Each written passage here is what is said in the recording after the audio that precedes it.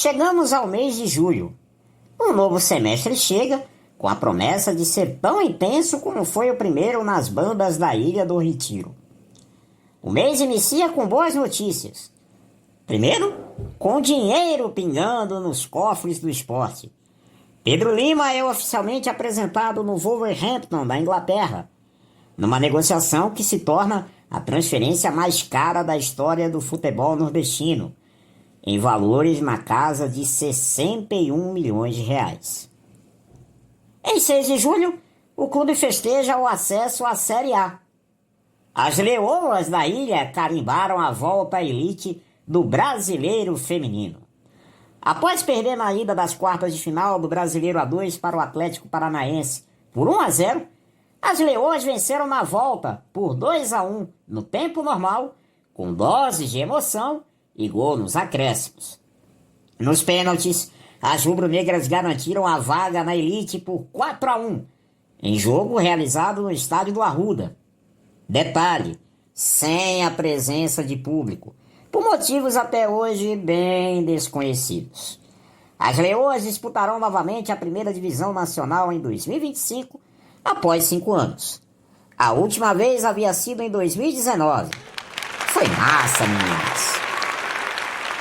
Tentando finalmente iniciar uma arrancada na Série B, o futebol masculino no esporte começa a se mexer no mercado de transferências de meio de ano.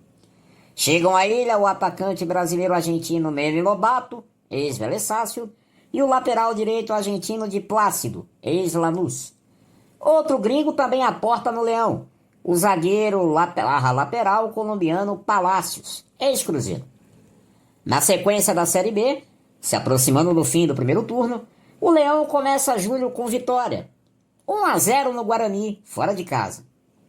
Mas a queda de rendimento do time começa a se agravar e fica mais nítida em 2 empates de 1-1 contra o América Mineiro na Arena e contra a Chapecoense fora de casa. O time cai para 7º lugar na Série B, mesmo com 2 jogos a menos. Com isso, a diretoria decide no dia 25 de julho pela demissão do técnico argentino Mariano Sosso. A Sossoneta chegava ao fim no esporte após 41 jogos na temporada, 22 vitórias, 10 empates e 9 derrotas, um aproveitamento de 61,7%. A diretoria age rápido e no dia seguinte traz o substituto, que é um velho conhecido da torcida rubro-negra, Guto Ferreira. Após o não de Daniel Paulista, a diretoria apostou num nome que conhecia o clube e que chega com a mesma meta de sua última passagem, em 2019, recolocar o esporte na Série A. O treinador estava livre no mercado desde maio, quando foi demitido do Coritiba, e assinou até o final do ano. Fechando o mês de julho, com Guto assistindo nos camarotes da Arena, o Leão venceu a Ponte Preta por 3-1, trazendo esperanças de que novos ares podem estar soprando na Ilha do Retiro. Julho também marcou o início das Olimpíadas de Paris, o grande evento de 2024, que o Esportices cobriu de forma intensa, marcando uma nova fase do nosso projeto.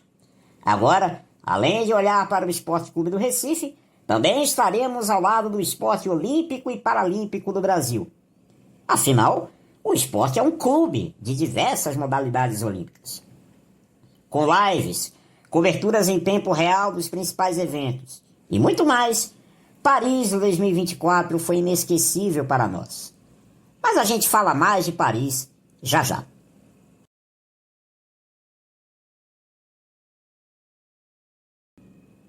Agosto começa para o esporte com o fechamento do primeiro turno da Série B, com as 2 equipes que prometiam ser as protagonistas da competição. Santos e Sport na Vila Belmiro. Favorito ao título da Série B, o líder Peixe oscilou bastante, mas estava vivendo boa sequência, enquanto o Leão teria a estreia de Guto Ferreira e lutava para fechar o turno no G4. E na volta do treinador, para não ficar muito estranho, empate por 1-1, com gol de Gustavo Coutinho, que voltava a marcar após 9 jogos. A partida também marcava a volta de Igor Cariús, reintegrado ao plantel após 371 dias, depois de ser suspenso pelo SPJB nos escândalos das apostas esportivas.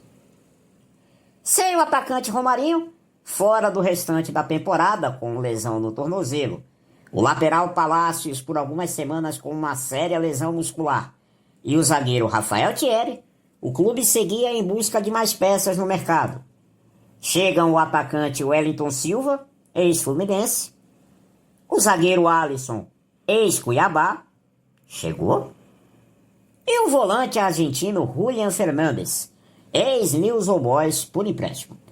Mas também houveram saídas.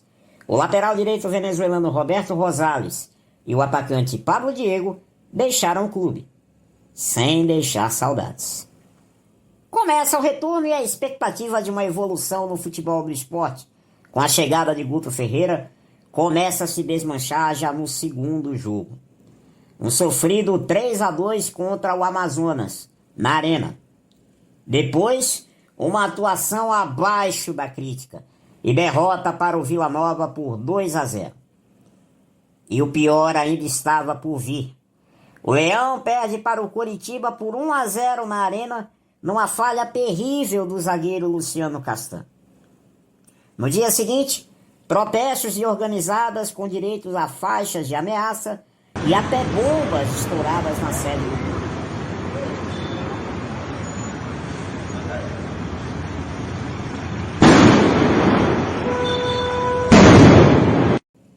O clima é de pressão, mas o elenco se fecha e promete uma retomada no jogo contra o Brusque, fora de casa. Ficou só na promessa. O Leão volta a jogar mal, perde por 1-0 e o resultado derruba o técnico Guto Ferreira do cargo, menos de um mês depois de contratado. Foram apenas 5 partidas sob o comando de Guardiola. Ele venceu uma, perdeu 3 e empatou uma. Um aproveitamento final de 26,6%. Por coincidência, 4 anos atrás, o mesmo Brusque também derrubava Guto como técnico do esporte, depois da classificação dos catarinenses na segunda fase da Copa do Brasil. Em uma fase no campo, o esporte apelava para a volta do seu principal jogador. Há tempo ainda de salvar o time na Série B, a Ilha do Retiro. Com a bênção do arcebispo de Olinda e Recife, Dom Fernando Saburido, o processo de plantio do novo gramado e drenagem finalmente termina em 19 de agosto. E a previsão de retorno à casa é já no começo de setembro, após a finalização da pintura do estádio e a troca da iluminação elétrica. E pelo menos agosto teve título para comemorar na base, com o Pernambucano Sub-20, em cima do Retrô, o 39º da história do clube. E Paris? Ah, Paris! Quantas medalhas lindas para o nosso Brasil, não foi? Bia Souza no judô, a magnífica Rebeca Andrade na ginástica e as gigantes Ana Patrícia e Duda no vôlei de praia. Elas foram as nossas mulheres douradas, que levaram o Brasil ao lugar mais alto no pódio francês. Mas cada uma das 20 medalhas brasileiras conquistadas nos Jogos Olímpicos tiveram sua história particular. E o Esportistas contou todas essas histórias vindas lá da França para você.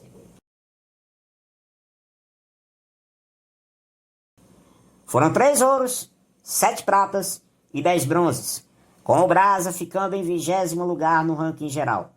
A segunda melhor participação brasileira na história das Olimpíadas, ficando atrás apenas de Tóquio 2020, quando a delegação conquistou 21 medalhas.